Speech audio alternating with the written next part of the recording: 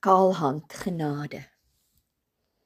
Wanneer daglig jou soos dryfsand verswelg, intrek tussen brokke glasskerwe van totale duisternis, breek die getuie van omstandighede teen die broosheid van jou siel, word die hees in jou stem, die gehate doringkroon onder 1000 stemme se hoon, knak die gebroke riet onder die reuk van asyn, die skyn van 30 sikkel silwer se glans, laat die oliekruike brokkel en breek, staan jy naak en verleë met leë hande, sonder 'n oortjie of penny, voor die gewyde offertroon.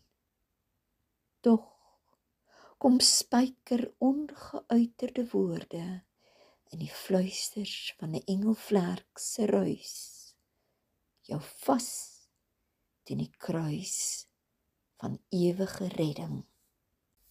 Geskryf deur Antsy Besuidenhout en voorgeles deur Christa Diedriks.